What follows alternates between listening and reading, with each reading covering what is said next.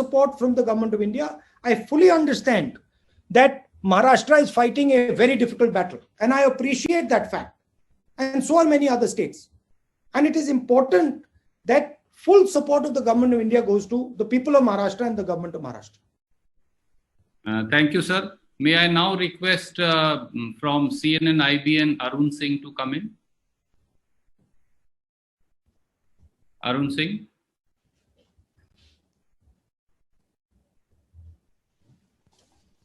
Yes. Arun ji, please go ahead.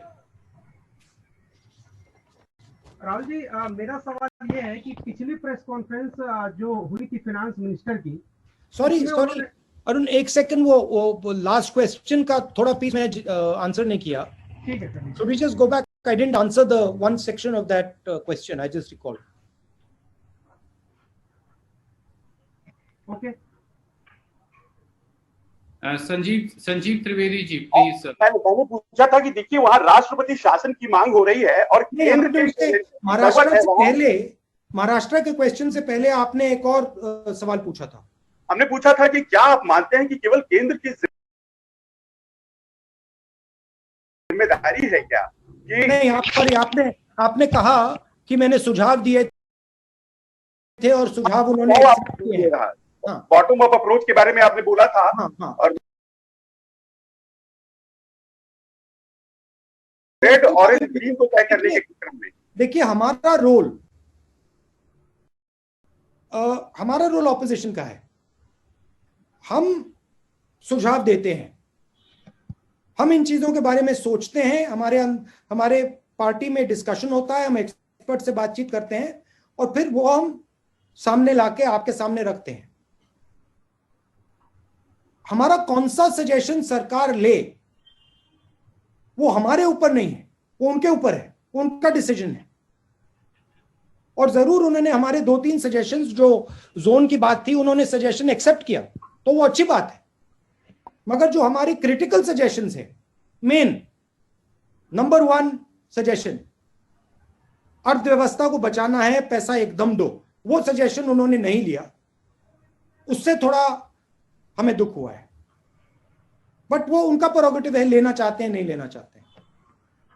एक बात मैं आपको कह देता हूं कि अगर हिंदुस्तान की सरकार ने पैसा नहीं दिया गरीबों को, न्याय योजना जैसी योजना नहीं दी, स्मॉल एंड मीडियम बिजनेसेस को सपोर्ट नहीं किया, तो बहुत जबरदस्त आर्थिक नुकसान होने वाला है. ये तो मैं आपको लिख के दे दूंगा. Thank you, sir. Arun Singh ji, can you very briefly ask last 2 questions now? I'm concluding the PC. Sorry, Arun. No for suddenly going. Sir, can you hear me? थोड़ा जोर से बोले. राहुल जी, क्या आप मुझे सुन पा रहे हैं? हाँ, थोड़ा जोर से बोले जरा. अच्छा, मैं आपसे ये सवाल पूछना चाहता था कि पिछली जो प्रेस कॉन्फ्रेंस थी फाइनेंस मिनिस्टर की, उसको आपने अगर सुना हो तो ठीक, नहीं सुना हो तो मैं बता रहा हूं कि आप गए थे माइग्रेंट लेबरर्स से मिलने. उन्होंने कहा कि राहुल गांधी ड्रामेबाजी करते हैं, अगर वो सीरियस होते तो उनका कुछ बोझ उठा लेते, उनके कुछ बिलोंगिंग्स, उनके कुछ सामान, उनके कुछ बैगेज उठा लेते, उनकी मदद करते. तो अगली बार आप टैक्सी ड्राइवर से मिल रहे हैं, तमाम लोगों से मिल रहे हैं, तो फाइनेंस मिनिस्टर की सलाह आप ध्यान में रखेंगे अगली बार जब घर से बाहर निकलेंगे? नहीं, देखिए मेरा लक्ष्य इसमें एक ही है. मैं गरीबों से बातचीत करता हूं, मजदूरों से बातचीत करता हूं, उनके दिल में क्या है वो उसको समझने की कोशिश करता हूं. और मैं सच बोलूं तो मुझे इसका काफी फायदा मिलता है, क्योंकि उनकी जानकारी से, उनके ज्ञान से मुझे काफी फायदा मिलता है. अब जहां तक मदद की बात है, मैं मदद करता रहता हूं और मेरा कोई इतराज नहीं है. मैं, अगर वो मुझे परमिशन दें, मैं जरूर बैग उठा के ले जाऊं, मगर वो मुझे परमिशन नहीं देंगे. अगर दे दें मैं चला जाऊंगा, एक का नहीं 10-15 का उठा के ले जाऊंगा मैं. मगर मेरा लक्ष्य, मेन लक्ष्य जो उनके दिल में है, वो हिंदुस्तान की जनता तक पहुंचाने का है.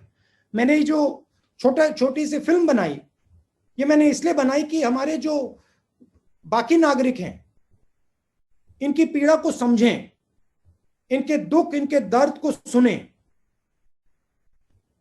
काफी बड़ा इंपैक्ट होता है अगर व्यक्ति इस बात को सुने, क्योंकि ये लोग हमारी शक्ति हैं, ये लोग हमारे भविष्य हैं,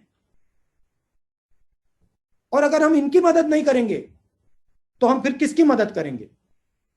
वो फाइनेंस मिनिस्टर की व्यू है कि अगर मैं उनसे बात करता हूं तो ये ड्रामा है। ठीक है, वो उनकी व्यू है, मैं उनको धन्यवाद करता हूं, और मैं उनसे कहता हूं कि अगर वो चाहती हैं तो मैं यहां से उत्तर प्रदेश चला जाऊंगा, मुझे वहां अलाउ कर दें, मैं पैदल यहां से निकल जाऊंगा, और जितने लोगों की मैं मदद रास्ते पे कर सकूंगा मैं कर दूंगा। Thank you, sir. Manjari ji from Navbharat Times, please come in and let that be the last question. I apologize to all those friends who I will not be able to accommodate. Hello, नमस्ते राहुल जी, आवाज आ रही है आपको मेरी? हाँ जी। राहुल जी, मेरा सवाल है कि महाराष्ट्र को लेकर वहां पे जो विपक्ष है उसने ये सवाल लगातार मांग कर रहे हैं कि वहां राष्ट्रपति शासन लगाया जाए और वहां के जो हॉस्पिटल्स हैं उनको सेना के हवाले कर दिया जाए। लगभग वैसी ही स्थिति कुछ गुजरात में है। गुजरात की स्थिति भी बहुत अच्छी नहीं है, वहां कोरोना को लेके बहुत ज्यादा स्ट्रगल चल रहा है। लेकिन एक चीज समझ में नहीं आती कि वहां पे विपक्ष क्यों इतना कमजोर नजर आता है। हालांकि कांग्रेस ने वहां की हेल्थ सर्विसेज को लेके कुछ सवाल उठाए हैं, लेकिन क्या इस तरह की मांग वहां नहीं होनी चाहिए? और एक इसी से जुड़ा सवाल ये है राहुल जी, हमें गुजरात के बारे में प्रेसिडेंट रूल मांगना चाहिए। नहीं, आप गुजरात की सरकार बीजेपी से लेके बीजेपी को पकड़ा दें। नहीं, आप लगातार क्या लॉजिक है? आप लगातार ये वहां पे सेना उतारने की बात की गई, इस तरह की चीजें लगातार आप राजनीति न करने की बात कर रहे हैं, लेकिन राजनीति तो हो रही है। मेरा कहना है कि गुजरात में तो बीजेपी की सरकार है, गुजरात में बीजेपी की सरकार है, प्रेसिडेंट रूल लगेगा तो बीजेपी की सरकार होगी।